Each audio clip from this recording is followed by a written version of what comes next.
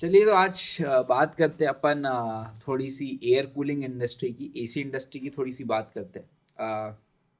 क्या आउटलुक है, कैसा लग रहा है कमिंग ईयर्स में। सो बात करते हैं पहले थोड़ा सा 2025 की समर्स का, क्या प्रॉब्लम्स रही। सो 2025 में the summers were not that good. थोड़ी सी आपकी वीक समर्स थी, ज़्यादा गर्मी नहीं पड़ी and the weather was cooler. So उसकी वजह से क्या हुआ, आपकी जो भी मैन्युफैक्चरिंग कंपनीज थी जो आपकी एसी कूलिंग प्रोडक्ट्स बनाती थी, एंड जो भी आपके रिटेल फेसिंग बिजनेस थे, जो इलेक्ट्रॉनिक बिजनेसेस थे, जो डायरेक्टली रिटेल को सप्लाई कर रहे थे ये cooling products, every one got hit. Because आपका अगर गर्मियाँ अच्छी नहीं होगी and the heat will not be there, तो ऑब्वियसली पीपल टेंड टू उनका जो परचेज है वो थोड़ा सा वो शिफ्ट कर देते हैं। एंड बिकॉज ऑफ दैट हुआ क्या, वीक समर्स और उसके बाद ऑब्वियसली आपकी एक्सटेंडेड मानसून्स, जो आपकी मानसून अभी अक्टूबर नवंबर तक चली।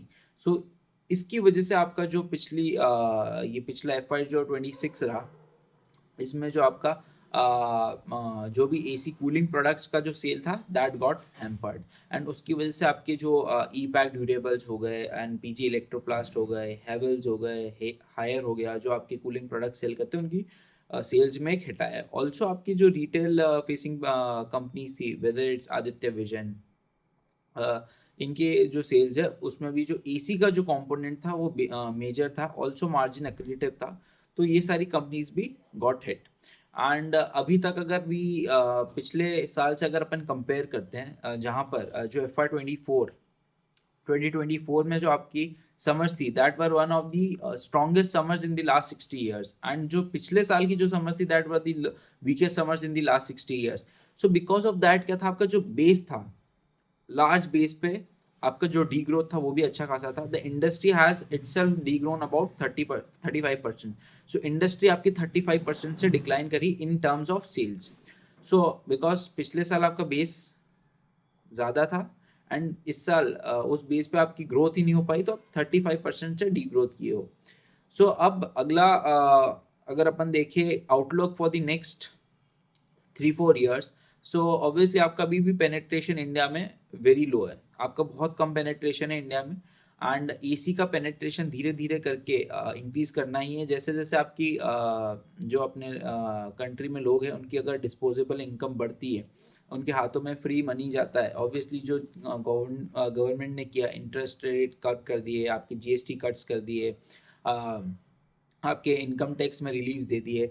सो government is trying very hard to आपका जो कंजम्पशन की जो डिमांड है उसको बढ़ाने में, the government is trying to accelerate very well, आपकी कट्स वगैरह देके, रिलीफ वगैरह देके, तो वो तो आपका डिमांड को एक्सलेट करने के लिए एफर्ट्स डाल रही है। बट अब धीरे धीरे ये कैसे आपका ग्रोथ आएगी, वी नीड टू सी। अभी जो आपकी नेक्स्ट समर्स आने वाली है ये कैसी होती है, we need to see that. अगर one of the strongest summers होती है, या आपकी weak moderate to high summers होती है कुछ कुछ पार्ट्स में, तो भी आपकी जो सेल्स है वो बहुत अच्छी आएगी। बिकॉज आपका जो बेस पिछले साल था वो लोअर हो चुका है, तो उस छोटे बेस पे अब आपकी ग्रोथ अच्छी आएगी। So obviously these company will be able to achieve that. आपका whether it's E Pack Durable, PG Electroplast जो आपकी मैन्युफैक्चरिंग में है, हायर हो गया जो मैन्युफैक्चरिंग में है, देन आपका आदित्य विजन जो कंज्यूमर फेसिंग बिजनेसेस में, तो इनके पास एक टेलमेंट आएगा अगर आपकी समझ जो है वो स्ट्रांग होती है। सो अब ही देखना पड़ेगा कि जो स्टॉकिंग है, डी स्टॉकिंग है, वो कैसा होता है। क्योंकि अभी भी जो एसी का जो माल पड़ा था, ऑब्वियसली जो पिछले साल इन्होंने स्टॉकिंग कर रखी थी, होता क्या है व्हेन समर्स मतलब समर्स आने वाली है, तो ये जो आपका जैन फेब मार्च वाला जो टाइम है, यहाँ पे स्टॉकिंग होती है आपके एसीज की, ताकि टू फुलफिल द डिमांड जो आपकी अगले मार्च अप्रैल मई जून में आने वाली है।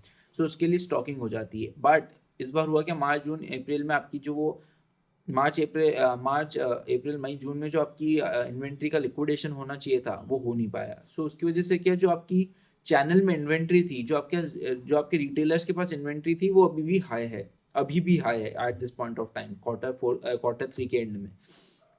एंड ऑब्वियसली आपका from Jan 1st the manufacturers have shut down their जो जिनकी होता क्या है, इन प्रोडक्ट्स पे रेटिंग होती है 1 से 5 स्टार्स के बीच में, and depending on that electricity का कंजम्पशन इन स्टार्स की रेटिंग पे बेस्ड होता है। 5 मीन्स आपका जो प्रोडक्ट है वो कम एनर्जी कंज्यूम करेगा, एंड जो 1 स्टार है वो ज़्यादा एनर्जी कंज्यूम करेगा।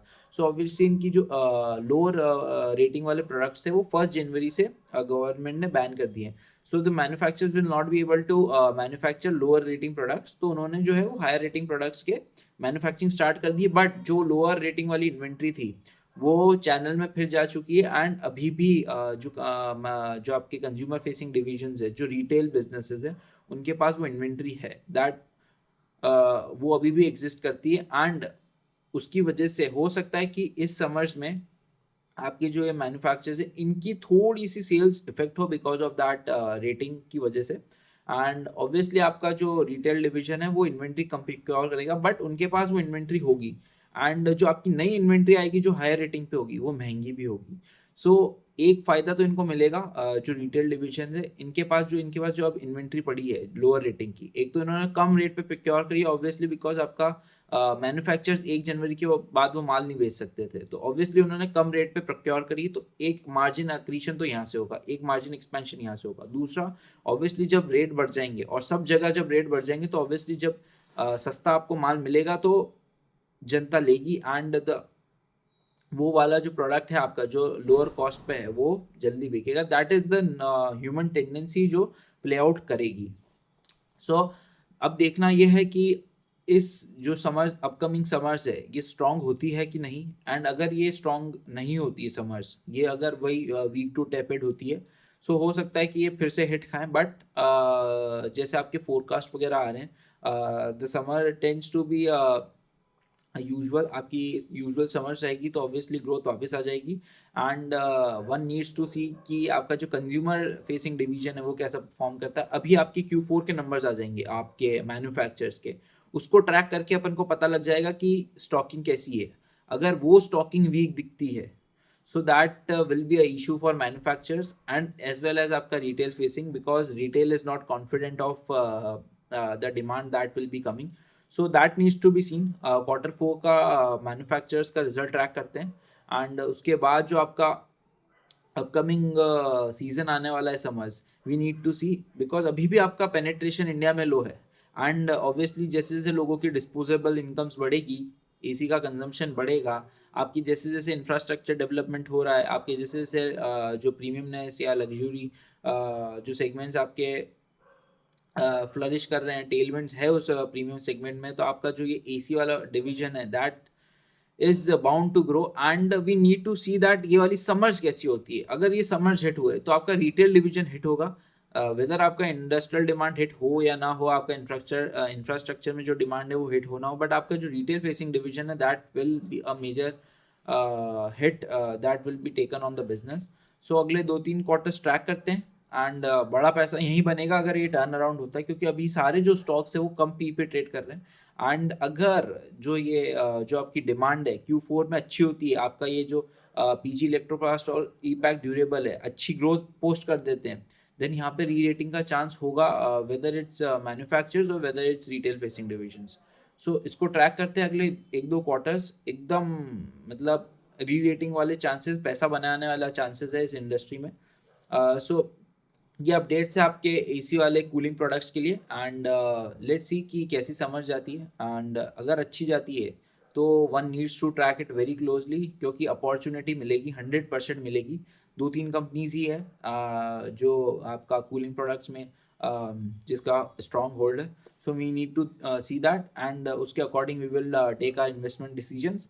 सो जैसे ही Q4 के रिजल्ट्स आते हैं मैं उस पर वीडियो बना दूंगा, and let's see, let's track. So यही अपडेट्स है इसी इंडस्ट्रीज पे। One needs to look carefully on the sector, क्योंकि पैसा तो बनेगा अगर समर्स अच्छी होती है तो। सो यार यही अपडेट्स है, एंड मिलता हूँ मैं आपको अगली वीडियो में, तब तक के लिए